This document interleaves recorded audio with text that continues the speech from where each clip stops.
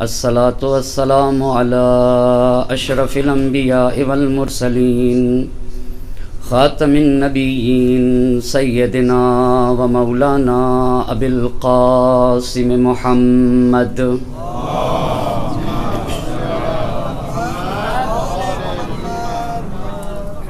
وعلى أهل بيته الطيبين الطاهرين المعصومين ولعنة الله على أعدائهم أجمعين. أما بعد، فقد قال الله سبحانه تبارك وتعالى في كتابه الحكيم وقوله الحق. بسم الله الرحمن الرحيم. إن الله اشترى من المؤمنين أنفسهم وأموالهم بأن لهم الجنة يقاتلون في سبيل الله. صلوات پڑھتے بر محمد اور آل محمد.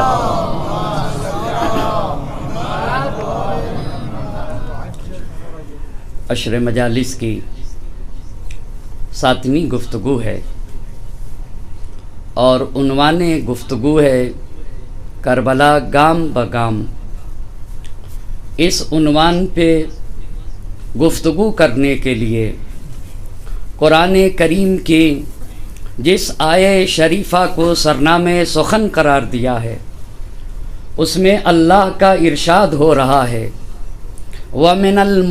إِنَّ اللَّهَ اشْتَرَى مِنَ الْمُؤْمِنِينَ أَنفُسَهُمْ وَأَمْوَالَهُمْ بِأَنَّ لَهُمُ الْجَنَّةَ. اللہ نے مؤمنین سے ان کے نفس کو خرید رکھا ہے، وَأَمْوَالَهُمْ اور ان کے مال کو خرید رکھا ہے، بِأَنَّ لَهُمُ الْجَنَّةَ خریدا کس بات کے لیے ہے کہ تم اپنے جان کو اپنے مال کو ہماری راہ میں قربان کرو اور اس کے عوض میں ہم تمہیں جنت عطا کریں گے. یقاتلون فی سبیل اللہ، یہ لوگ وہ لوگ ہیں جو راہ خدا میں جہاد کرتے ہیں اور راہ خدا میں قتال کرتے ہیں. اس کے بعد قرآن کے الفاظ ہیں فَيَقْتُلُونَ وَيُقْتَلُونَ، یہ قتل کرتے ہیں اور قتل کیے جاتے ہیں. وَعَدًا عَلَيْهِ حَقًّا فِي التَّوْرَاةِ وَالْإِنْجِيلِ وَالْقُرْآنِ، توریت میں، انجیل میں، قرآن میں یہ اللہ نے وعدہ دے رکھا ہے. وَمَنْ أَوْفَى بِعَهْدِهِ مِنَ اللَّهِ، اور اللہ سے زیادہ وعدے کی وفا کرنے والا دوسرا اور کون ہو سکتا ہے. فَاسْتَبْشِرُوا بِبَعْيِكُمُ الَّذِي بَعْيَعْتُمْ، اے صاحبان ایمان تم نے اللہ سے معاملہ کیا ہے تو تمہیں یہ معاملہ مبارک ہو، اور تمہیں ایسے معاملے کی ہم بشارت دیتے ہیں. التائبون العابدون الحامدون السائحون الراکعون الساجدون الآمرون بالمعروف والناہون عن المنکر والحافظون لحدود اللہ وبشر المؤمنین.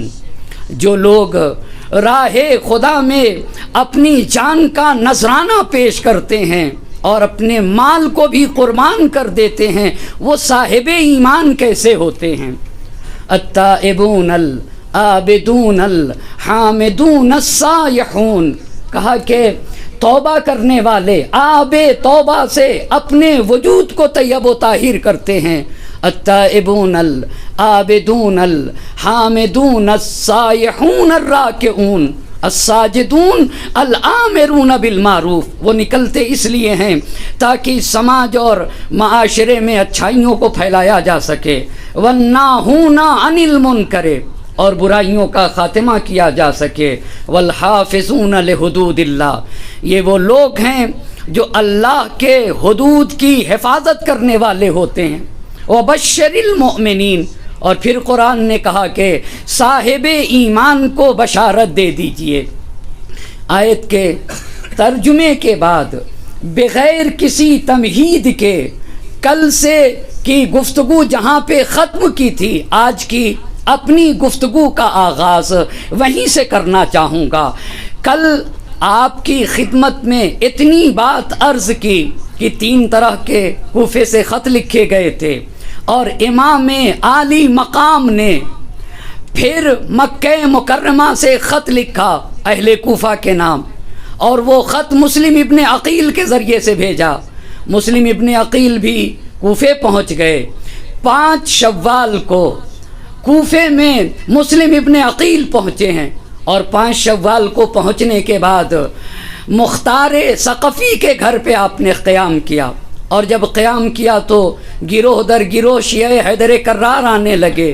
مسلم ابن عقیل کے ہاتھوں پہ بیعت ہو گئی، اور جب بیعت ہو گئی 18,000، کسی نے 12,000 لکھا، کسی نے 18,000 لکھے، کسی نے 25,000 لکھا، اور کسی نے 40,000 لکھا۔ اتنے لوگوں نے مسلم ابن عقیل کے ہاتھوں پہ بیعت کی ہے۔ اس کے بعد مسلم ابن عقیل نے خط لکھا امام علی مقام کو، اور یہی کے اوپر کل کی گفتگو تمام ہوئی تھی۔ اس خط میں یہ لکھا تھا ان الرائد لا یکذب اہلہ۔ یہ ایک ضرب المثل ہے عرب کی۔ رائد سفیر اپنے گھر والے سے جھوٹ نہیں بولتا ہے، یعنی جو انسان اپنے خاندان کی طرف سے کسی تحقیق کے لیے نکلتا ہے، کسی مسئلے کی چھان بین کرنے کے لیے نکلتا ہے، وہ کبھی بھی اپنے گھر والوں سے جھوٹ نہیں بولے گا، اس لیے کہ اس کا نفع نقصان گھر والے کے نفع نقصان میں وہ شریک ہوا کرتا ہے۔ اسی لیے مسلم ابن عقیل نے یہ ضرب المثل لکھی ہے اپنے اس خط میں، ان الرائد لا یکذب اہلہ، اپنے خاندان والوں کے ساتھ جھوٹ نہیں بولتا۔ وقد بایعنی من اہل الکوفۃ 18,000، 18,000 لوگوں نے میرے ہاتھوں پہ بیعت کر رکھی ہے۔ یہ مسلم ابن عقیل نے لکھا ہے۔ فاقبل، آپ تشریف لے آئیے، فإن الناس كلهم معك۔ آپ کے یہ الفاظ ہیں، مسلم ابن عقیل کے خط میں یہ الفاظ ہیں، سارا کوفہ، پورا اہل کوفہ سب کے سب آپ کے ساتھ ہیں، آپ تشریف لے آئیے۔ لا رائے لہم فی آل معاویہ، آل معاویہ کا کوئی طرفدار نہیں ہے۔ یہ کل کی گفتگو تھی، لیکن جہاں سے آج کی گفتگو کرنا ہے، اب امام عالی مقام مکہ مکرمہ میں ہیں، اور مکہ مکرمہ سے اب نکلنا چاہیں گے کوفے کے لیے، اس لیے کہ کل یہ بات اپنی جگہ کے اوپر واضح ہو چکی ہے کہ کیا راستے تھے۔ مدینے میں رہ نہیں سکتے تھے، مکہ مکرمہ میں رک نہیں سکتے تھے، عرب کے سب سے آباد ترین خطے سے بلایا جا رہا تھا، اور ہر فرد یہ کہہ رہا تھا آپ یہاں تشریف لے آئیے۔ اب امام علی مقام کو وہاں جانا ہے۔ ایک صلوات پڑھ دے بر محمد اور آل محمد۔ خیلی باتیں،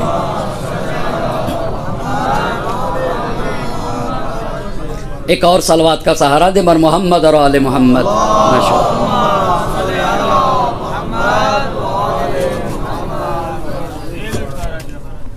ایک اور صلوات پڑھ دے بر محمد اور آل محمد۔ صلوات۔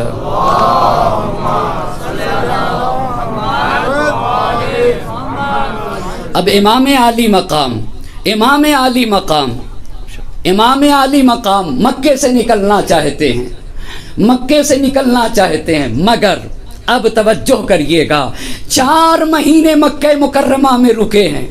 بھائی امام حسین علیہ السلام تو 3 شعبان کو پہنچ گئے، شعبان، رمضان، شوال، ذیقعد اور 8 ذی الحجہ کو مکہ مکرمہ چھوڑا جا رہا ہے۔ 4 مہینے، اس 4 مہینے میں کچھ بصرے کے لوگ آپ کے ساتھ جمع ہوئے، حجاز کے لوگ آپ کے ساتھ جمع ہوئے، لیکن جب دوسرے لوگ بھی آپ کے ساتھ جمع ہوئے تو ممکن ہے کہ دنیا کے سیاستداں جب اپنے اطراف میں کسی کو جمع کرتے ہیں تو ان کے جمع کرنے کا کیا انداز ہوتا ہے، اور سید الشہداء کے انداز کیا ہے جمع کرنے کا اپنے ارد گرد لوگوں کے۔ توجہ کریے گا، دنیا کے سیاستداں، دنیا کے حکمراں جب کسی کو اپنے ارد گرد جمع کرتے ہیں تو انہیں طرح طرح کے وعدے دیتے ہیں، خوشایند توقعات دلاتے ہیں، فتح و ظفر کی کہانیاں سنائی جاتی ہیں،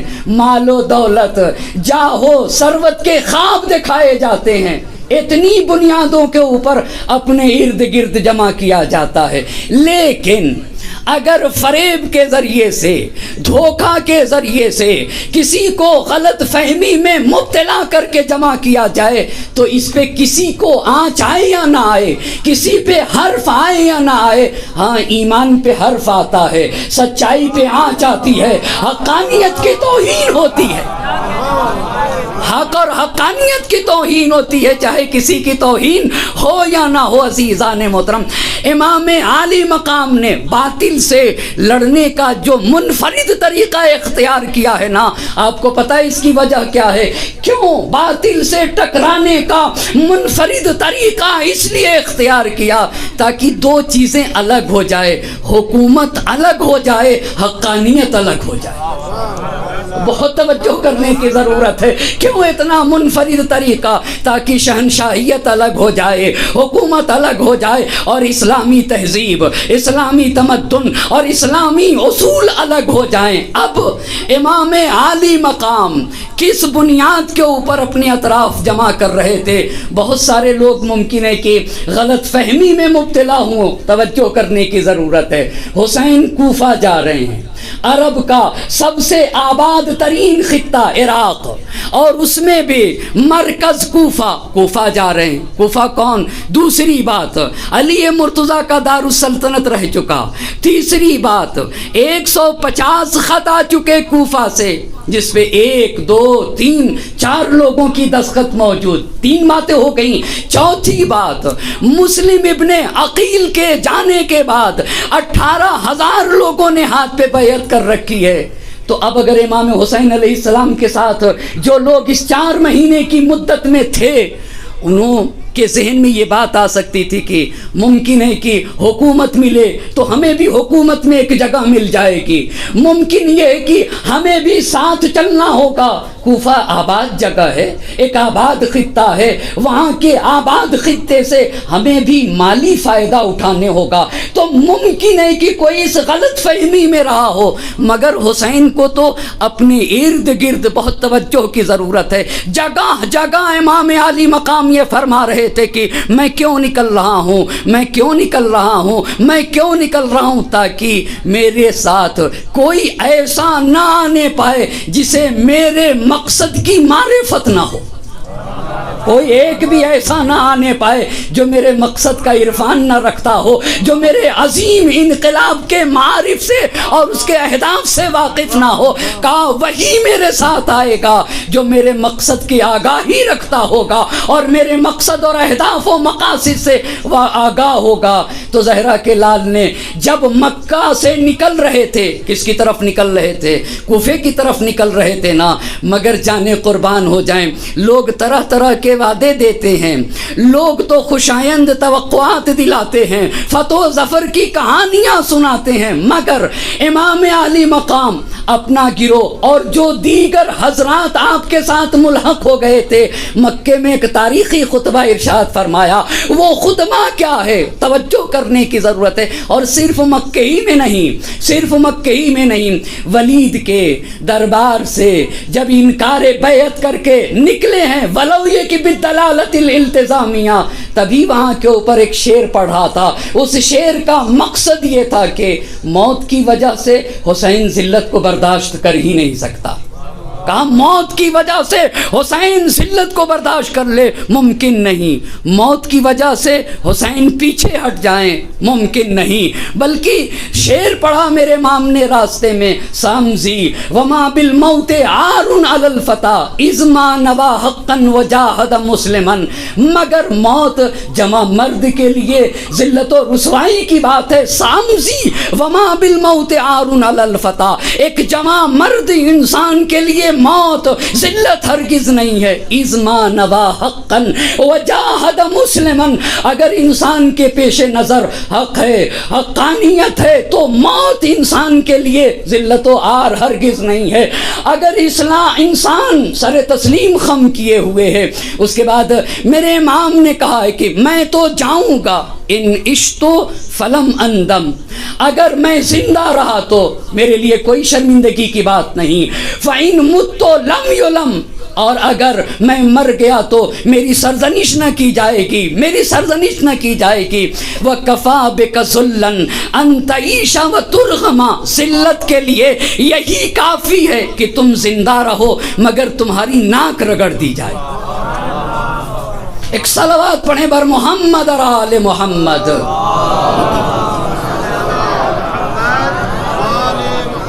کا ذلت کے لیے یہی اتنا کافی ہے کہ تم زندہ رہو اور تمہاری ناک رگڑ دی جائے۔ موت فی عز خیر من حیات فی ذل، الموت اولا من رکوب العار۔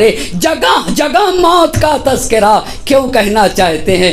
دیکھو ہمارے ساتھ صرف وہی آئے جو جان دینے کے لیے تیار ہے، جو مجاز کے پردوں کو چاک کر کے حقیقت تک پہنچنا چاہتا ہے وہ ہمارے ساتھ آئے، وہ ہمارے ساتھ آئے۔ مال دنیا کی لالچ میں نہ آئے گا، حکومت کی غرض کی خاطر نہ آئے گا، ہمارے ساتھ تو جسے حقیقت تک پہنچنا ہے وہ ہمارے ساتھ آئے گا۔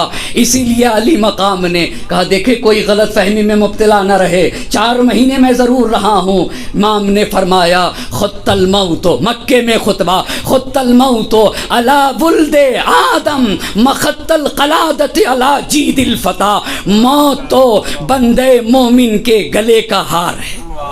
عجیب بات ہے، اللہ اللہ۔ حسین آپ کو تحریک کے لیے لوگوں کی ضرورت ہے، کہا کمزور لوگ طرح طرح کے وعدہ دے کر اپنے ساتھ جمع کرتے ہیں، حسین تو عزم و استقلال کا نام ہے، حسین تو عزم و استقلال کا نام ہے۔ محمد ابن حنفیہ کے وصیت نامے میں کہا تھا اگر کوئی ایک بھی میرے ساتھ نہ آئے گا تو دنیا یہ نہ سمجھے حسین پیچھے ہٹ جائے گا، حسین تنہا ہوگا مگر اپنے کاروان کو آگے بڑھاتا چلا جائے گا۔ خط الموت علی ولد آدم مخط القلادتی علی جید الفتى، کہا موت اولاد آدم کے لیے بالکل ایسے ہی ہے جیسے ایک جوان لڑکی کے لیے اس کے گلے میں گردن بند ہو، کہا موت تو اولاد آدم کے لیے زینت ہے، زینت ہے۔ اس کے بعد امام عالی مقام نے یہ جملہ ارشاد فرمایا وما اولہنی الی اشتیاق اسلافی اشتیاق یعقوب الی یوسف، حسین کو اپنی آباء و اجداد سے، نانا رسول خدا سے، بابا علی مرتضیٰ سے، ماں فاطمہ الزہرا سے، دادا ابو طالب سے، دادی فاطمہ بنت اسد سے اور بڑھتے چلے جائیے۔ حسین کا تو سلسلہ نسب اسماعیل نبی تک جائے گا۔ کہا کہ وما اولہنی الی اشتیاق اسلافی اشتیاق یعقوب الی یوسف، مجھے تو اپنی اسلاف سے ملاقات کا اتنا ہی اشتیاق ہے جتنا یعقوب کو یوسف سے ملنے کا اشتیاق تھا۔ کہا جتنا یعقوب کو یوسف سے ملنے کا اشتیاق تھا اتنا ہی مجھے اپنے اسلاف سے۔ وخیر لی مسرع، میرے لیے تو ایک ایک بات پہ غور کرنے کی ضرورت ہے۔ مکے میں کہہ رہے مرنا ضروری ہے، اور صرف مرنا ضروری ہے اسی کو نہیں بیان کیا جا رہا ہے، موت کی جزیات کو بھی بیان کیا جا رہا ہے۔ وَخُيِّرَ لِي مَسْرَعٌ، میرے لیے تو ایک جگہ میری قتل گاہ معین ہے، وَأَنَا لَاقِي، میں کشتہ ہو کے اس جگہ کے اوپر گرایا جاؤں گا، اس قتل گاہ کے اوپر۔ وَكَأَنِّي بِأَوْصَالِي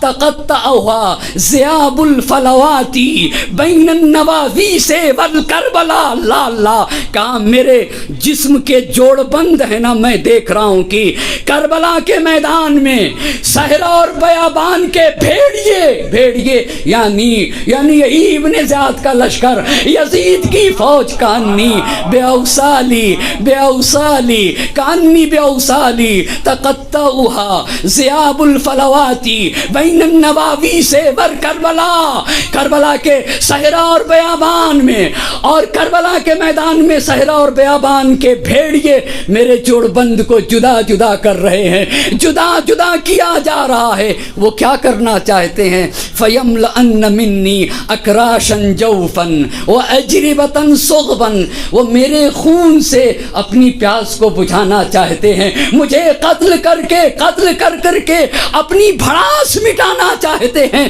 توجہ کریے گا، لیکن لا محیص عن یوم خط بالقلم، اللہ اللہ جانے قربان ہو جائیں، کتنا عظیم حسین ہے، کہا مگر کوئی چارہ کار نہیں اس دن سے جو خط تقدیر میں لکھ دیا گیا ہے، جو خط تقدیر سے گزر گیا ہے، کوئی چارہ کار نہیں۔ اب توجہ کرنے کی ضرورت ہے۔ رضا اللہ واللہ رضانا اہل البیت، کہا رضا اللہ واللہ رضانا اہل البیت، ہم تو کچھ پسند کرتے ہی نہیں ہیں۔ اللہ اللہ، یہ جو جملہ کہا خط الموت بالقلم، کہا قلم تقدیر نے جو لکھ دیا ہے نا، لا محیص عن یوم خط بالقلم، قلم تقدیر نے جو لکھ دیا اس سے کوئی چارہ کار نہیں۔ رضا اللہ واللہ رضانا اہل البیت، خدا کی قسم ہم تو وہی چاہتے ہیں جو ہمارا پروردگار چاہتا ہے۔ ایک صلوات پڑھیں بر محمد اور آل محمد۔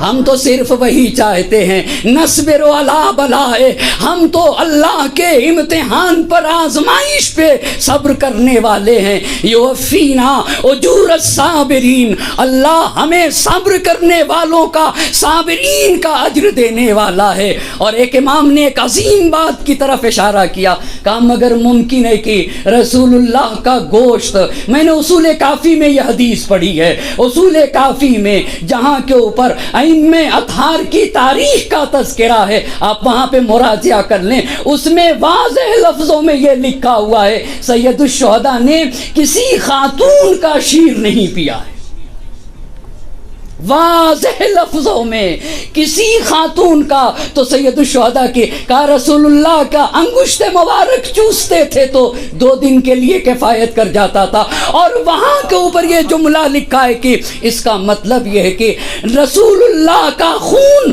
حسین کا خون ہے، رسول اللہ کا گوشت حسین کا گوشت ہے، واضح لفظوں میں نبت لحمو، رسول اللہ کا گوشت حسین کا گوشت رسول اللہ کا گوشت ہے۔ آپ ذرا مکے میں اس جملے پہ غور کریے گا، لن تشذ عن رسول اللہ لحمتہ، میں رسول اللہ کا گوشت ہوں، مگر رسول اللہ کے گوشت کو رسول اللہ سے جدا کیا جا سکتا ہے؟ ممکن نہیں، رسول اللہ کا گوشت رسول اللہ سے جدا ہو سکے۔ اس کے بعد وہی مجموعۃ لہ فی حظیرۃ القدس، ہم تو میدان محشر میں حظیرۃ القدس میں سب کے سب ایک ساتھ جمع ہوں گے۔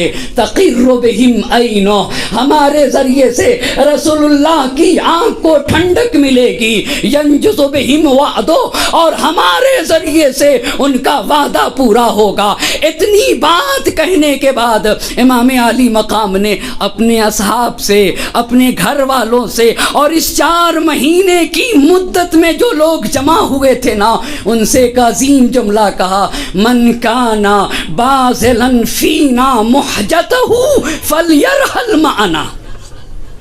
محجہ سب سے قیمتی شے کو کہا جاتا ہے، من کانا باذلا فینا محجتہ وموطنا علی لقاء اللہ فلیرحل معنا، جو ہماری راہ میں خون جگر دینا چاہتا ہے، جو ہماری راہ میں اپنی جان دینا چاہتا ہے۔ امام کیا بتانا چاہتے ہیں؟ دھوکے میں رہنا ٹھیک ہے، 150 خط آ چکے ہیں، ٹھیک ہے مسلم ابن عقیل کے ہاتھوں پہ 18,000 لوگوں نے بیعت کر رکھا ہے، ٹھیک ہے کوفہ میرے بابا کی دارالسلطنت رہ چکا ہے، ٹھیک ہے کوفہ مرکز حکومت ہے، مگر کسی کو غلط فہمی نہ رہے، خدا کی قسم اسی بنیاد کے اوپر ہم ہر سال عزا مناتے ہیں۔ اور کیا ہے اقدار کربلا، اور کیا ہے اقدار حسینی، اسی سچائی کے اوپر، اسی حقانیت کی بنیاد کے کے اوپر، اسی دیانت کی بنیاد کے اوپر، اسی صداقت کی بنیاد کے اوپر کہاں صداقت ملے گی،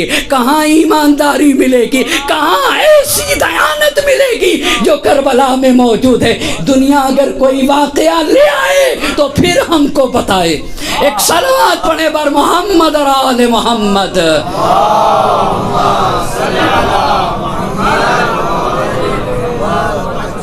کا کوئی غلط فہمی میں نہ رہے، کوئی غلط فہمی میں نہ رہے۔ جزیات بتا دیا، میرے جون بند جدا کر دیے جائیں گے، میرے وجود کو ٹکڑے ٹکڑے کر دیا جائے گا۔ یہ صرف شہادت کی گفتگو نہیں ہے، یہ اپنی جزیات کو امام علی مقام بیان کر رہے ہیں، اپنی جزیات کو بیان کر رہے ہیں۔ جس کو لقائے پروردگار کا شوق ہے، جو آمادہ ہے، عابس ابن ابی شبیب شاکری نے یہی تو کہا تھا کوفے میں مسلم ابن عقیل سے، یہی تو کہا تھا انا لأحدثنک اما موطن نفسی علی۔ موطن و نفسی کی بات کہی ہے، اور یہاں کے اوپر امام علی مقام کہہ رہے ہیں کہ موطنن علی لقاء اللہ، جو لقاء الہی کا شوق رکھتا ہے، فلیرحل معنا، ہم تو صبح کو روانہ ہونے والے ہیں۔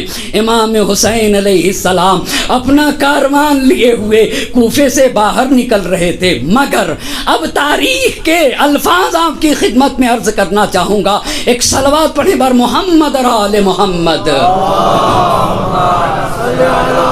آپ ذرا سے گزارش ہے آگے تشریف لے آئیں، پیچھے آنے والوں کو کافی زحمت ہو رہی ہے۔ ایک صلوات پڑھ کر آگے تشریف لے آئیں، محمد اور آل محمد صلوات۔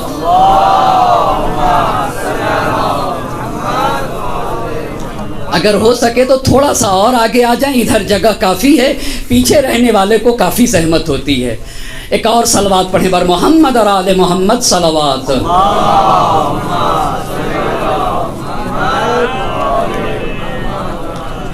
جب تک وقت ہے میں ایک اعلان کر دوں، کل انشاءاللہ بعد مجلس یہاں سے جلوس برآمد ہوگا، آپ حضرات سے شرکت کی گزارش ہے۔ ایک صلوات کا سہارا دے بر محمد اور آل محمد صلوات۔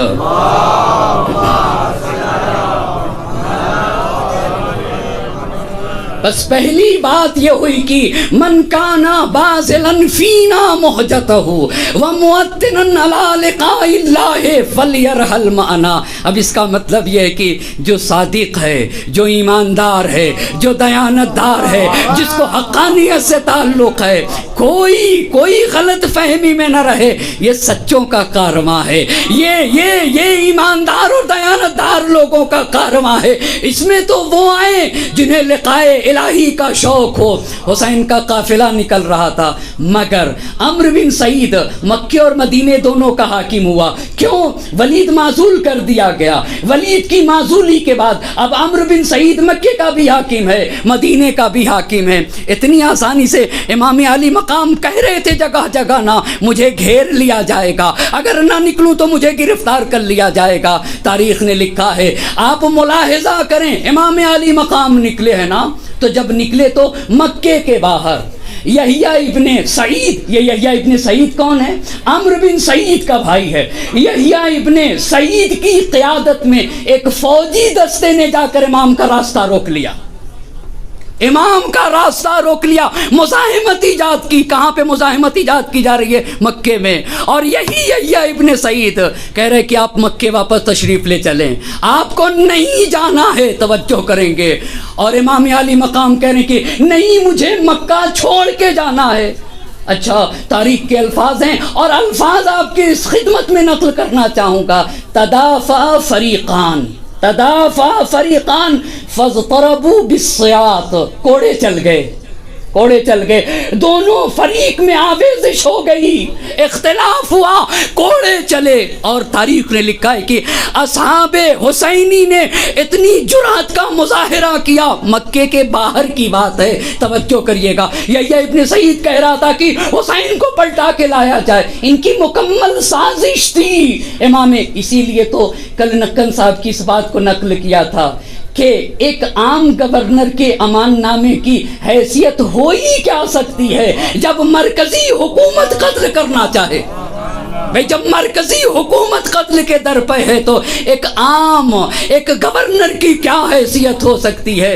مگر اخبار طوال نے، دینوری نے اس بات کو لکھا ہے کہ دیکھا عمرو بن سعید نے دیکھا کہ حالات نازک ہو جائیں گے، لہٰذا اس نے اپنے پولیس افسر کو واپس آنے کے لیے بلا لیا، کہا واپس آ جاؤ، اور امام حسین علیہ السلام روانہ ہو گئے۔ ایک بات عرض کر چکا ہوں، فقط مختصر لفظوں میں کہہ کے آگے بڑھنا چاہوں گا۔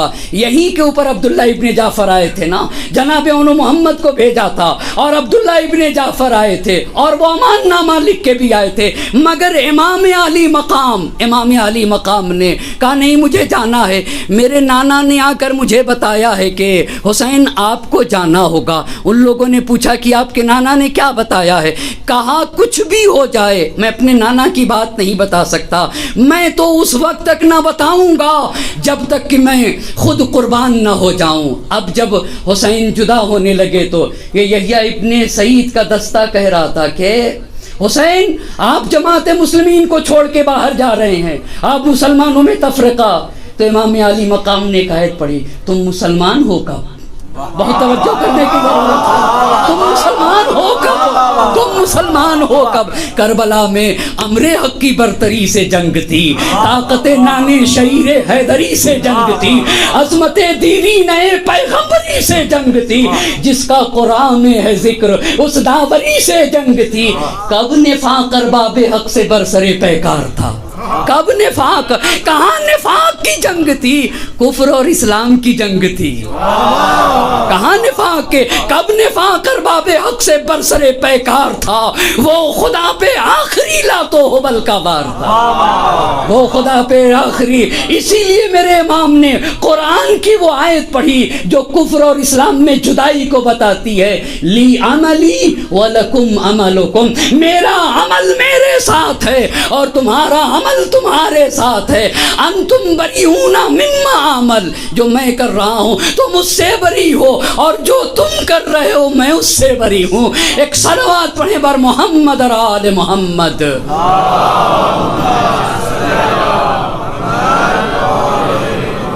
روانہ ہوئے الحمدللہ۔ عشر مجالس کی 7ویں گفتگو میں اب تک اتنی باتیں آپ کی خدمت میں عرض کر چکا، مدینے کے حالات، مکہ مکرمہ میں جو باتیں پیش آئیں، جو ملاقاتیں، گفتگو، خط اور جو کچھ بھی، اور تھوڑے سے کوفے کے حالات۔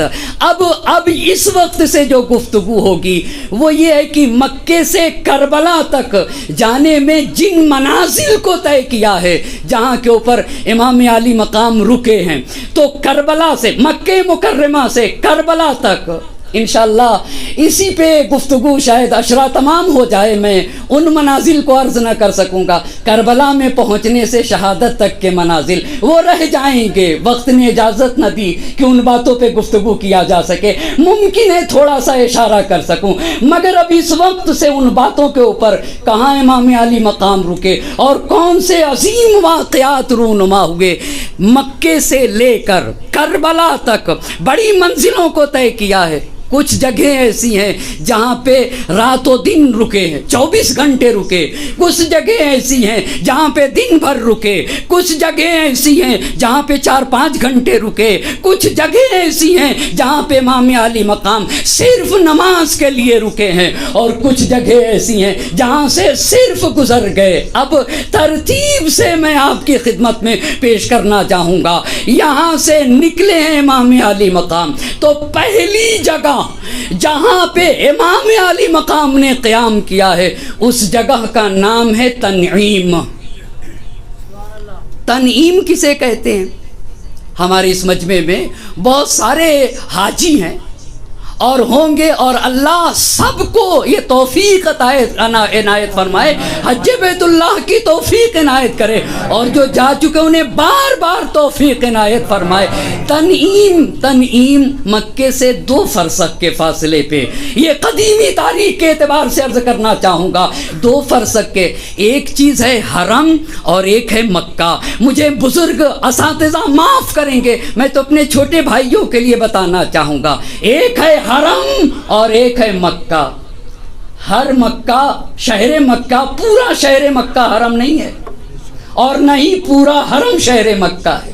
بہت توجہ کی، حرم کا ایک خاص دائرہ ہے، اور جب شہر بڑا ہوا تو حرم کا دائرہ کم ہوا، شہر بڑھ گیا. اور آج بھی مکہ مکرمہ میں سفید پتھر لگائے ہوئے ہیں، وہاں نشان بنے کہ یہاں سے حرم کا ایریا ختم ہو جاتا ہے، یعنی یہ دائرہ حرم کا ہے. اب توجہ کریے گا، یہ تنعیم کیا ہے؟ مکے سے 2 فرسخ کے فاصلے پر یہاں کے اوپر ایک چشمہ تھا. جو لوگ اہل مکہ ہیں یا مکے میں موجود ہیں، وہ اگر عمرے کا احرام باندھنے جائیں گے تو انہیں حرم سے باہر نکلنا پڑے گا. حرم سے، مکے کی بات نہیں کر رہا ہوں، حرم سے باہر. تو تنعیم کو کہتے ہیں ادنی الہل. بھئی جو حرم سے باہر ہو اسے کیا کہا جاتا ہے؟ اسے ہل کہا جاتا ہے. تنعیم ادنی الہل ہے، یعنی جہاں حرم کی حد ختم ہو اور سب سے قریبی جگہ ہل کی، جہاں پہ جا کر انسان عمرے کا احرام، عمرے کی بات کر رہا ہوں، عمرے کا احرام باندھ سکے، اسے کہیں گے ادنی الہل. اور یہ تنعیم ادنی الہل ہے. آج یہاں کے اوپر، آج اس وقت بہت بڑی مسجد قائم ہے، اس مسجد کو کہتے ہیں مسجد تنعیم. اس مسجد کو مسجد تنعیم کہا جاتا ہے. یہاں کے اوپر اب میں واضح کر کے ایک لفظ کو آپ کی خدمت میں عرض کرنا چاہوں گا. تنعیم پہ پہنچے تو یمن کا ایک قافلہ آ رہا تھا، اور یمن کا جو حاکم تھا، گورنر تھا، اس کا نام ہے بحیر بن ریسان حمیری. ایک مرتبہ اور میں نام کی تکرار کروں، مگر ایک صلوات پڑھ دے بر محمد اور آل محمد.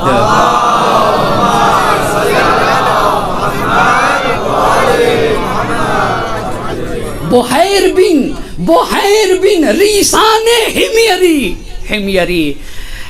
ہمفر نے اپنے اعترافات میں ایک بات لکھی ہے، عجیب ہے نا، یہ کہاں ملے گا عزیزان تم؟ کہا حسین کے نام پہ جس جگہ پہ لوگ جمع ہوتے ہیں نا، اسے گرا دینا چاہیے. کیوں گرا دینا چاہیے؟ اس لیے کہ وہ درسگاہ ہے، وہ یونیورسٹی ہے جہاں کے اوپر کرامت نفس اور عزت نفس کا درس دیا جاتا ہے، جہاں سے عدالت خواہ، حق پسند اور حقیقت جو لوگوں کی تربیت کی جاتی ہے نا، اسے فرش عزا کہا جاتا ہے. بحیر ابن ریسان حمیری.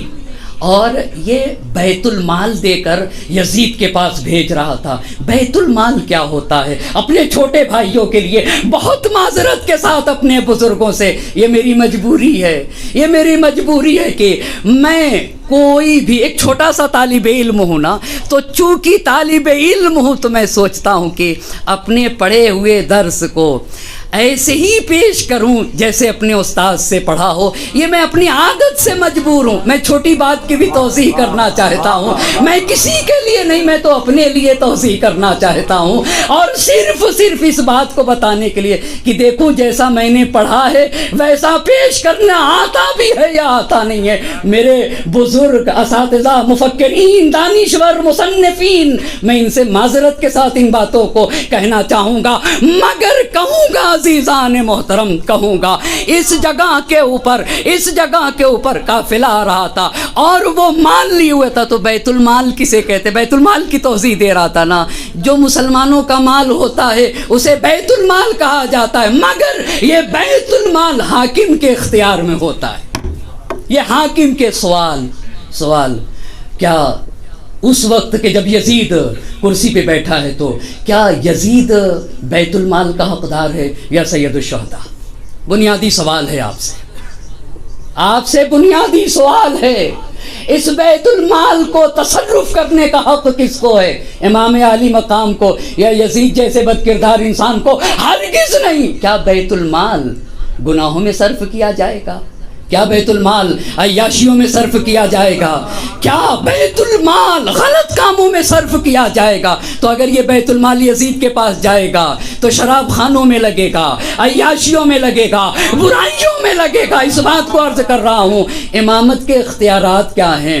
امامت کو صرف ہماری جان پہ اختیار نہیں ہے، ہماری جان پہ بھی اختیار ہے۔ اما جب جان پہ اختیار رکھتا ہے امام تو مال پہ تو بدرجہ اولا اختیار رکھے گا۔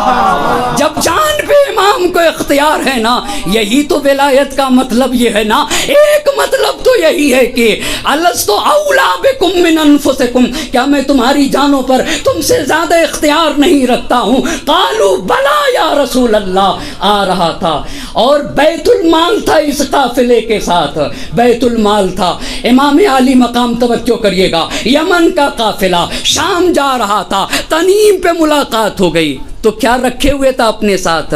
یمن کا ایک تحفہ ہے مشہور جس کو ورس کہتے ہیں، ورس عربی لفظ ہے، واو رے سین، واو رے سین، اس کو ورس کہتے ہیں۔ اس کو علامہ شعرانی نے نفس المحموم کا جو ترجمہ کیا تو کہا یہ زعفران جیسی ایک قیمتی گھاس ہے، زعفران جیسی ایک قیمتی گھاس ہے۔ یہ جو تل ہے نا، اس کی طرح اس کا دانہ ہوتا ہے، اور یہ یمن کے تحائف میں سے ایک قیمتی تحفہ ہے۔ تو یہ ورس جو زعفران نما قیمتی گھاس، یہ وہ قافلہ لیے ہوئے تھا اور قیمتی کپڑے لیے ہوئے تھا۔ پورے قافلے کا مال سید الشہداء نے اپنے قبضے میں کر لیا۔ پہلے اسی لیے کر لیا، کیوں؟ یہ بیت المال ہے، مسلمانوں کا مال ہے، حسین کو اختیار کامل ہے، حسین کو اختیار کامل ہے۔ بیت المال کو تصرف کرنے کا حقیقی اختیار امام معصوم کو ہوتا ہے، امام معصوم کو ہوتا ہے۔ اسی لیے اگر اس حوالے سے، اور یہ صرف یزید کے زمانے میں نہ کیا، دنیا نہ سمجھے کہ امیر شام کے بھی زمانے میں امام علی مقام نے کیا۔ اگر اس بات کو جاننا ہے تو زندگانی امام حسین سید ہاشم رئیس رسولی محلاتی نے بڑے پیارے انداز سے وہاں کے اوپر اس بات کو واضح کیا ہے۔ میں نے تو مختصری کا اسے لے کر اپنی نہضت کے کام میں لے آئے، مگر یہ جو اس پہ غور کرنے کی ضرورت ہے، اس پہ توجہ کرنے کی ضرورت ہے۔ یہ جو مال یمن سے آ رہا تھا، یمن سے آ رہا تھا، یہ کس پہ لاد کے لائے جا رہے تھے؟ اونٹ۔ تو اونٹ کن کے تھے؟ اونٹ تو کرایہ داروں سے لیے گئے تھے، شتردانوں سے، جن کے پاس جو اونٹ کے مالک ہوتے ہیں وہ خود اپنا اونٹ لے کر آئے تھے، تو انہیں تو کرایہ دینا ہوگا نا۔ توجہ کریے گا، بیت المال لیا، مگر تاریخ میں یہ کردار عجیب کردار ہے۔ امام علی مقام نے اونٹ والوں کو بلایا، اونٹ والوں کو بلایا، کہتے ہیں کہ میں تمہیں مجبور نہیں کرتا، تمہیں اختیار کامل ہے، یہ بتاؤ تم ہمارے ساتھ عراق چلو گے؟ اگر تم ہمارے ساتھ عراق چلو گے، تم یمن سے آ رہے ہو نا، ان کو کرایہ یزید سے ملنے والا تھا، بہت توجہ کریے گا، یزید سے ملنے والا تھا، یمن سے آ رہے ہو نا، اگر تم میرے ساتھ چلو گے عراق تو میں پورا کرایہ تمہیں دوں گا، اور صرف اتنا ہی نہیں، تمہارے ساتھ احسان و نوازش بھی کی جائے گی، احسان و نوازش بھی، اور جو جانا چاہتا ہے، یہیں سے واپس جانا چاہتا ہے، اس کو یہاں تک کی مسافت کا، جتنی مسافت طے کر کے آیا ہے ہم اسے اتنا کرایہ دے دیں۔ یہ ان سے کہہ رہے تھے۔ اتنی بات کیوں؟ حسین کریم انسان کا نام ہے، یہ کیوں کہا؟ یہ جبکہ پورا کرایہ دیا ہے، مگر کہا، یہ بہت توجہ کی ضرورت ہے، پورا کرایہ کہاں سے کہاں تک کا؟ بھئی یمن سے شام جانے تک کا پورا کرایہ دیا، مگر جانے قربان ہو جائے نا، راہنما کتنا رؤوف ہوتا ہے، شاید اسی بہانے سے چلیں، میری ہمراہی میں رہ کے میرے ساتھ ہو جائیں اور اپنی جان کا نذرانہ پیش کر سکیں۔ کچھ لوگ واپس چلے گئے، مگر امام علی مقام نے اسی تنعیم سے واپس ہو گئے، مگر امام علی مقام نے انہیں پورا کرایہ دیا۔ کہاں سے کہاں تک کا؟ یمن سے شام تک کا کرایہ دیا، اور جو لوگ امام عالی مقام کے ساتھ ساتھ رہے، اپنے بھی ساتھ رہے، اونٹ کو بھی لے کر گئے، انہیں ان کو پورا کرایہ بھی دیا اور قیمتی کپڑوں سے نوازا ہے۔ یہاں تک جب بات کہہ لے گیا تو اس کو طبری نے یہ مکمل لکھا ہے. ارشاد شیخ مفید نے یہ مال کو قبضہ کرنے کا تذکرہ نہیں کیا ہے، صرف اونٹوں کو کرائے پہ لینے کا تذکرہ کیا ہے، مگر ہمارے دیگر علماء نے یہ کیا ہے اور اس کے اوپر دلیل یہ پیش کی ہے کہ بیت المال کا اختیار امام حسین علیہ السلام کو تھا. یہ پہلی دلیل پیش کی ہے. اور دوسری بات یہ پیش کی ہے کہ اگر یزید کے پاس پہنچ جاتا تو برائیوں میں خرچتا، برائیوں میں منکرات میں خرچتا. حسین نے روک کے نہیں انل منکر کیا ہے. ایک صلوات پڑھیں بر محمد اور آل محمد.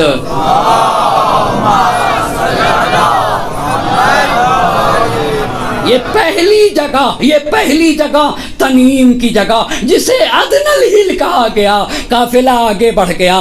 دوسری جگہ جدید تحقیق کے مطابق دوسری جگہ جہاں امام عالی مقام کا قافلہ رکا ہے اس جگہ کا نام ہے سفاح، صاد ف الف ہے، سفاح. یہاں کے اوپر اب ہر ایک کو پہچاننا ہوگا. یقیناً ہمارے استاد نے بڑی پیاری بات کہی، کہا یہ کیسے لوگ تھے. امام کا مطلب یہ ہوتا ہے کہ بس جو وہ کہہ دے ان کے پیچھے ہو لینا چاہیے. مشورہ دینا معنی نہیں رکھتا ہے امام کو. کون ہے جو امام کو مشورہ دے گا؟ بھئی امام کہاں جا رہا ہے تمہیں اس کے ساتھ ہو لینا ہوگا. سفاح وہ جگہ ہے جہاں کے اوپر امام عالی مقام سے ملاقات ہوتی ہے فرزدق شاعر کی. فرزدق شاعر کی بہت چیزیں انسان کو سوچنے پہ مجبور کر دیتی ہیں. آخر یہ لوگ کیسے تھے؟ فرزدق شاعر کا بیان ہے، توجہ کریں گے کہ امام عالی مقام کے جب روبرو ہوا تو امام عالی مقام کے سامنے جا کر فرزدق شاعر نے کہا اعطاک اللہ سؤلک وعملک فیما تحب. اللہ آپ کی مرادوں کو پورا کرے اور جو آپ چاہتے ہیں آپ کی آرزویں پائے تکمیل تک پہنچے. یہ جناب فرزدق نے امام عالی مقام سے کہا تو امام حسین علیہ السلام نے فرزدق سے کہا اس پہ غور کرنے کی ضرورت ہے. فرزدق سے کہا بین لنا نبأ الناس خلفک، اپنے پیچھے جن لوگوں کو چھوڑ کر آئے ہو ہمیں ان کے بارے میں بتاؤ، ہمیں اہل کوفہ کے بارے میں بتاؤ، ہمیں عراق کے بارے میں بتاؤ. تو فرزدق نے کہا کہ من الخبیر سألتا، آگاہ انسان سے پوچھا آپ نے، ایک خبیر شخص سے آپ نے پوچھا. قلوب الناس ماک وسیوفہم ما بنی امیہ. علیہ کی لفظ میں نے نہیں دیکھی، لفظ یہ ارشاد میں بھی طبری میں بھی کہا قلوب الناس ماک، لوگوں کے دل تو آپ کی طرف ہیں. توجہ کرنے کی ضرورت ہے، لوگوں کے دل آپ کی طرف ہیں مگر لوگوں کی تلواریں بنی امیہ کے ساتھ ہیں.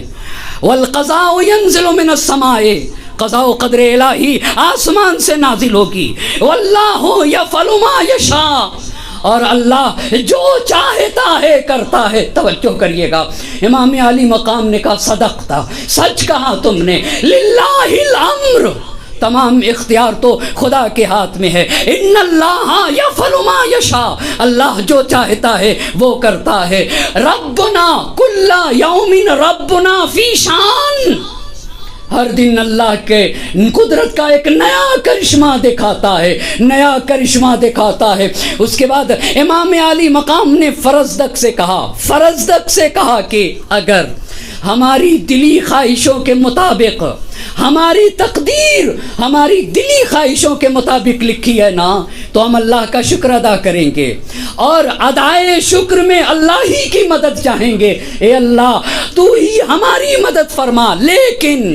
لیکن اگر ہمارے نیتوں میں ہماری دلی خواہشوں میں تقدیر الہی، ہمارے مقصد میں تقدیر الہی سد راہ بن گئی تو فلم یعتدی من کان الحق نیتہ والتقوی سریرتہ. کہا اگر تقدیر الہی ہمارے بات میں ہمارے مطلب میں سد راہ بن گئی نا تو اس انسان کو کوئی ضرر نہیں پہنچتا ہے جو طالب حق ہے، جس کی نیت میں سچائی پائی جاتی ہے. والتقوی سریرتہ، اور جس کے ضمیر میں پارسائی پائی جاتی ہے اس کو کوئی ضرر نہ پہنچائے گا. ایک صلوات پڑھے بر محمد اور آل محمد.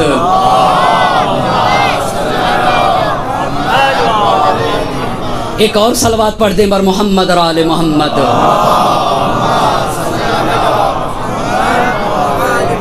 جس کے ہاں سچائی، اور کتنی عظیم سچائی تھی عزیزان محترم. آپ ذرا انسان اس کو تو مانے نا، غور کرنے کی ضرورت ہے.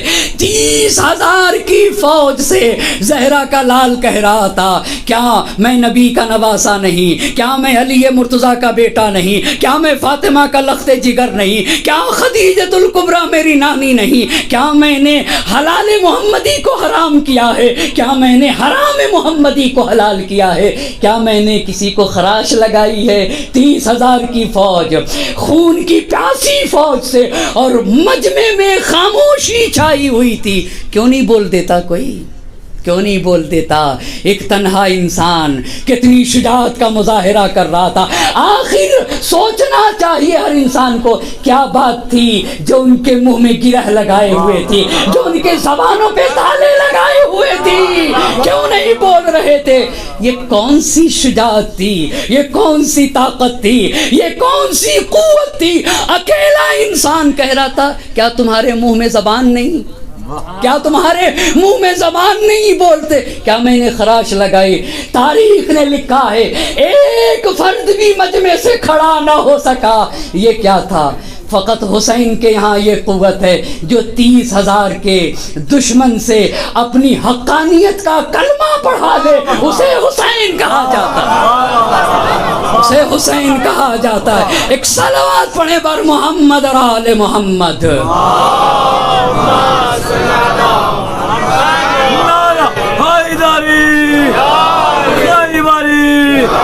محمد آل محمد صلی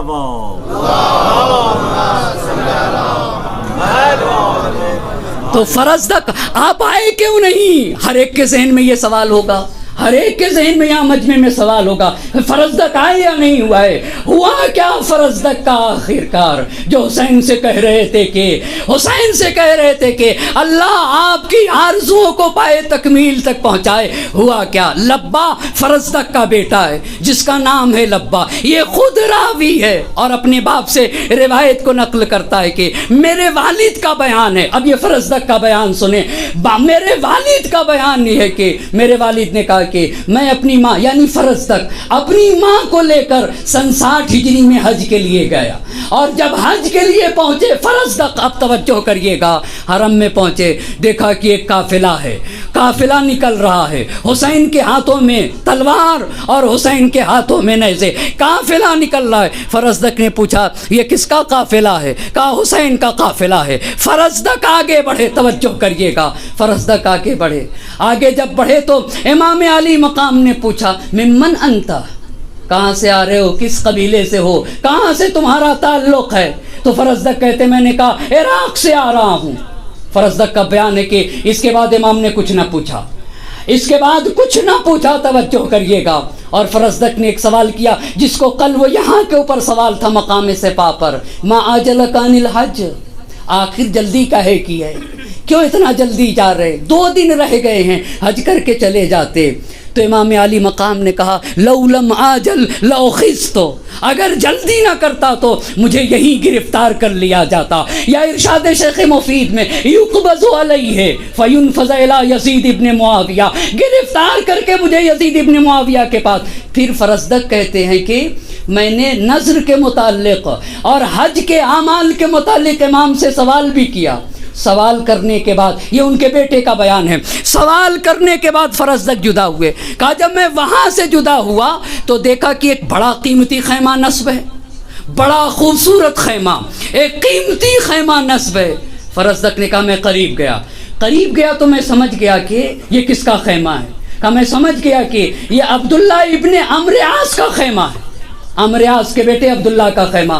کہا میں گیا قریب تو عبداللہ ابن عمرو عاص نے مجھ سے پوچھا کہ فرزدق آج کی نئی خبر کیا ہے. یہاں سے فرزدق کی ذہنیت کا بھی اندازہ، بھائی ہمیں تو لینا دینا کہ جو حسین کو چھوڑ دے اس کی بات کو بیان کرنے میں اب جھجک کہے کی، اب جھجک کاہے کی؟ اب کاہے کی جھجک؟ بھائی تم ہٹے کاٹے تھے، حسین بلا رہا تھا، زہرا کا لال بلا رہا تھا، فرزند رسول بلا رہا تھا، تم سمجھ رہے تھے تمہیں جانا چاہیے نا، کیوں حسین کو چھوڑ دیا؟ یہاں سے پتہ چلے گا فرزدق کیوں چھوڑا حسین کو۔ کہا عبداللہ ابن امریاس سے کے پاس گیا تو عبداللہ ابن امریاس نے کہا آج کی نئی خبر کیا ہے؟ تو فرزدق نے کہا کہ ابھی حسین سے مل کے آ رہا ہوں، حسین سے مل کے آ رہا ہوں، حسین جا رہے ہیں۔ تو عبداللہ ابن امریاس، اس کی بھی ذہنیت کو پڑھنے کی ضرورت ہے، تو تم نے حسین کا ساتھ کیوں نہیں دیا؟ تمہیں تو حسین کا ساتھ دینا چاہیے تھا، تم نے حسین کی ہمراہی کیوں نہ کی؟ اس کے بعد کا جملہ، کیوں نہ کی حسین کی ہمراہی؟ وہ تو حکومت تک ضرور پہنچیں گے، بہت غور کرنے کی ضرورت ہے، حکومت تک ضرور پہنچیں گے، حسین کے ساتھ تمہیں جانا چاہیے۔ اور کوفے میں حسین اور اصحاب حسینی میں کوئی اسلحہ ہتھیار کام نہ کرے گا، یعنی ولو یہ کہ اسلحہ ہتھیار کی بارش کی جائے مگر ان کے اوپر کچھ بھی کام نہ کرے گا، یہ تو ضرور حکومت تک پہنچیں گے۔ فرزدق کہنے لگے عبداللہ ابن عمرو عاص کی بات میرے دل میں اثر کرنے لگی، میں نے ایک مرتبہ سوچا کہ چلتا ہوں حسین سے ملحق ہو جاؤں اور حسین کے ساتھ ہو جاتا ہوں، چلتا ہوں، مجھے چلنا چاہیے۔ مگر کہتے کہ ایک مرتبہ میرے ذہن میں یہ بات آئی کہ انبیاء کو بڑے بری طریقے سے قتل کیا جاتا ہے، کہا میرے ذہن میں انبیاء کے قتل ہونے کی داستان پھرنے لگی، تو میں نے کہا یہ تو اولاد پیغمبر کی اولاد ہے حسین، انہیں بھی اسی طرح سے قتل کیا جائے گا۔ وگرنہ جب عبداللہ ابن عمرو عاص نے کہا یہ تو حکومت تک پہنچیں گے، انہیں تو حکومت مل کے رہے گی، تو میں نے چاہا کہ میں بھی چلوں، مگر انبیاء کی سرگزشت، حالات انبیاء، داستان انبیاء، ان کے قتل ہونے کا واقعہ، اس نے مجھے پیچھے کھینچ لیا۔ اور اب یہ فرزدق کے الفاظ ہیں، ان کا بیٹا نقل کرتا ہے، کوفہ نہ گئے، عسفان، یہ ظاہراً مکے اور مدینے کے درمیان ایک جگہ، یہ کہتے کہ میں وہاں سے عسفان چلا گیا اور وہیں کے اوپر رہا، عسفان ہی میں رہا، اور میں عسفان میں تھا، توجہ کی ضرورت ہے، میں عسفان میں تھا، کوفے سے قافلہ آیا، مجھے پتا چلا کہ کوفے سے قافلہ آیا ہے، کہا جیسے ہی مجھے پتا چلا کوفے سے قافلہ آیا، میں دوڑا گیا، کہا بھی قافلہ دور تھا مگر میں اتنی دور پہنچا جہاں سے اگر میں بولوں تو میری آواز پہنچ جائے گی، میں نے وہیں سے کہا یہ بتاؤ حسین کا کیا ہوا، حسین نے کیا کیا؟ تو ان قافلے والوں نے کہا کہ حسین کو تو قتل کر دیا گیا، زہرا کا لال ذبح کر دیا گیا۔ تو فرزدق نے کہا کہ میں واپس ہوا، بہت توجہ کی ضرورت ہے، میں وہیں سے واپس پلٹا اور عبداللہ ابن عمرو عاص کو لعنت کرتا ہوا واپس پلٹا۔ کیوں لعنت کرتا ہوا؟ آپ بتائیں کیوں لعنت کرتا ہوا؟ عبداللہ ابن عمرو عاص نے کہا تھا حکومت پہ پہنچیں گے، تو یہ خلاف واقع بات کہی تھی یا نہیں کہی تھی؟ بھائی خلاف واقع بات ہو گئی۔ وہ کہنے لگے کہ فرزدق نے کہا اگر عبداللہ ابن عمرو عاص کی بات مان لیتا تب تو آج میں گیا تھا دنیا سے، دیکھا کیوں نہیں ساتھ ہوئے، زندگی پیاری تھی۔ لعنت اس لیے کیا تھا کہ اگر عبداللہ ابن عمرو عاص کی بات مان لیے ہوتا تو میں آج زندہ کہاں رہتا، یہ زندگی پیاری تھی، اسی لیے ساتھ نہ دیا، مگر کہاں یہ دیکھا عزیزان محترم، اصلاً مقایسہ نہیں کیا جا سکتا، میرا مجمع مجھے معاف کرے گا، محرم کی 7 تاریخ ہے نا، 7 تاریخ ہے، ایک 13 سال کا بچہ تھا، مگر اس بات پہ توجہ کرنے کی ضرورت ہے، کیوں پوچھا تھا امام نے؟ میں اپنے محترم مجمع سے پوچھنا چاہوں گا، کیوں پوچھا تھا کیف الموت عندک؟ میرے بیٹے یہ بتاؤ موت کا ذائقہ تیرے نزدیک کیسا ہے؟ میں ہر فرد سے پوچھنا چاہوں گا، کیوں امام عالی مقام نے پوچھا تھا؟ تاکہ کوئی یہ نہ کہے کہ ایک بچہ تھا، اس کو موت سے کیا لینا دینا، ایسے ہی جا کے چچا کی محبت میں اپنی جان دے دی۔ اللہ اللہ اللہ، اس جملے میں بہت بڑا جواب مضمر تھا، دنیا کو پہچانوانا تھا، قاسم کی معرفت دنیا جانے، یہ نہ سمجھ لے کہ ایک 13 سالہ بچہ تھا، اس نے ایسے ہی اپنی جان اپنے چچا پہ دے دیا، کیف الموت عندک، اے میرے لال اتنا بتا دو تو موت تمہارے نزدیک کیسی ہے؟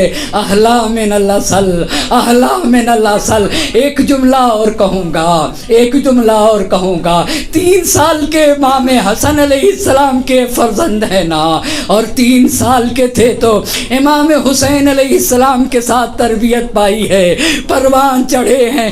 دنیا کہتی ہے کہ امام حسن علیہ السلام نے صلح کیا، میں نے بڑی دقت سے مطالعہ کیا، جگہ جگہ دیکھتا رہا، کیا جناب قاسم زرہ پہن کے گئے تھے؟ مقتل نے لکھا ہے کہ تاریخ کربلا کا وہ واحد شہید جو کرتا پہن کے گیا ہے، جو کرتا پہن کے گیا، اللہ اللہ، یہ مقتل کے الفاظ ہیں۔ بتانا کیا چاہ رہے تھے؟ جس کا بیٹا اتنا شجاع، اس کا بابا کتنا شجاع ہوگا۔ اجرکم اللہ۔ عاشور کا دن تھا، بنی ہاشم کی قربانیوں کا سلسلہ شروع ہے، بنی ہاشم کا بچہ ہے، بھائی کی یادگار ہے، حسین نے پالا ہے نا، میرے بھیا کی یادگار ہے، جس سے حسین کو تسلی ملتی تھی اسے قاسم کہا جاتا ہے۔ میرے قاسم، میں تمہیں دیکھتا ہوں تو مجھے تسلی ملتی ہے۔ اجرکم اللہ۔ عاشور کے دن جناب قاسم آئے، مقتل کے الفاظ ہیں، چچا کے ہاتھ چومنے لگے، اپنے چچا کے قدموں پہ گر گئے، چچا مجھے مرنے کی اجازت دے دیجئے، مجھے مرنے کی اجازت دے دیجئے، قاسم تم میرے بھیا کی یادگار ہو، میں چاہتا ہوں تم زندہ رہو، تمہیں دیکھتا ہوں مجھے تسلی ہوتی ہے۔ روتے روتے قاسم ایک مرتبہ یاد آیا، میرے بابا نے بچپنے میں مجھے ایک تعویذ باندھا تھا اور میرے بابا نے یہ وصیت کی تھی، اے قاسم ارے تم پہ اگر کوئی مصیبت آن پڑے اس تعویذ کو کھول کے پڑھ لینا۔ ایک مرتبہ قاسم نے کہا اس سے سخت وقت اور کیا ہو سکتا ہے؟ اجرکم اللہ۔ تعویذ کو کھول لیا، تعویذ پہ لکھا ہوا تھا، میرے لال قاسم جب تمہارے چچا نرغیادہ میں گر جائے، اجرکم اللہ، اللہ کسی غم میں نہ رلائے۔ ہائے رے امام حسن، میرے امام نے کہا تھا امام حسین علیہ السلام سے، لا یوم کیوم یا ابا عبداللہ، اے بھیا آپ کی شہادت اس سے غمناک کوئی دن نہیں ہوگا۔ اجرکم اللہ۔ اے بیٹا قاسم، ارے چچا کے کام آ جانا۔ اجرکم اللہ۔ امام کی تحریر قاسم لے کے چلے آئے، چچا ارے میرے بابا کی تحریر دیکھیے۔ اجرکم اللہ۔ اللہ کسی غم میں نہ رلائے سوائے غم سید الشہداء کے۔ چچا ارے مقتل کے الفاظ ہیں، حسین نے بھائی کی تحریر دیکھ لی، بھائی کو بھائی یاد آ گیا، زار زار رونے لگے، قاسم کو اپنے گلے لگا لیا، دیر تک چچا بھتیجے روتے رہے۔ اجرکم اللہ۔ اللہ کسی غم میں نہ رلائے سوائے غم سید الشہداء کے، دیر تک روتے رہے۔ مقتل نے لکھ دیا، غشی علیہما، بے ہوش ہو کے زمین پہ گر گئے۔ اللہ ایک مرتبہ ہوش سے فاقہ ہوا، چچا مجھے مرنے کی اجازت دے، چچا مجھے مرنے کی اجازت دے، چچا مجھے مرنے کی اجازت دے۔ اے میرے بیٹے، یا ولدی اتمشی برجلک الی الموت، اے میرے بیٹے قاسم اپنے پیروں سے مرنے جاؤ گے، اللہ اللہ اپنے پیروں سے مرنے جاؤ گے۔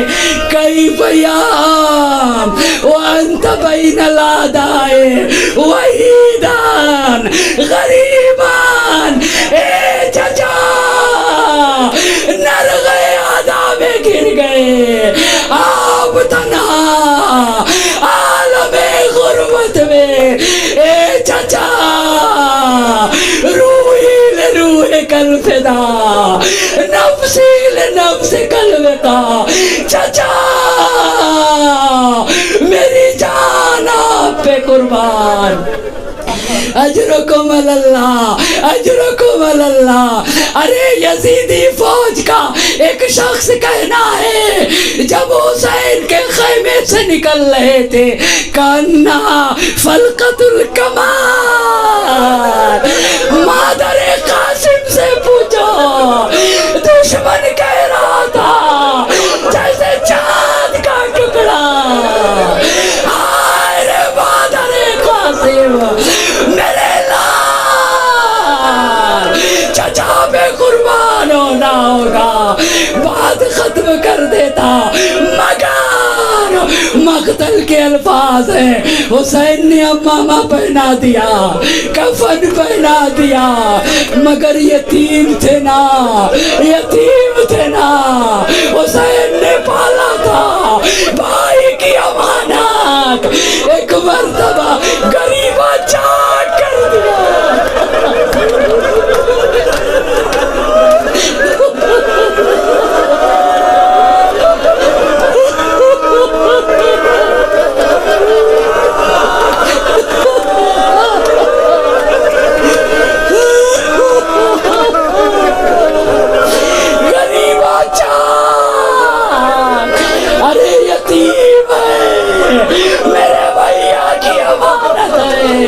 میرے بھیا کی یادگار، کمر میں شمشیر مائل کر دی، میرے لال نہ سن سکو گے، نہ سن سکو گے۔ قاسم کو بھیج رہے تھے، مقتل کے الفاظ ہیں، گھوڑے پہ سوار آمادہ تھے، قاسم گئے میدان جہاد میں لڑ رہے تھے، جوتے کا تسمہ ٹوٹ گیا، ڈوری ٹوٹ گئی، سر جھکا لیا، ظالم نے وار کر دیا، زمین پہ گر گئے، یا ماں چچا چچا ادرکنی ادرکنی، حسین دوڑ پڑے، اجرکم اللہ اجرکم اللہ، اللہ کسی غم میں نہ رلائے۔ حسین دوڑے، مقتل کے الفاظ ہیں، 200 قاتل گھیرے ہوئے تھے، 200 قاتل، ہر شخص چاہتا تھا قاسم کے سر و تن میں جدائی کرے، اور قاسم پکار رہے تھے، چچا چچا چچا، ادھر کی واجدار، ادھر کی واجدار، لاشا گھوڑوں کی جانبوں سے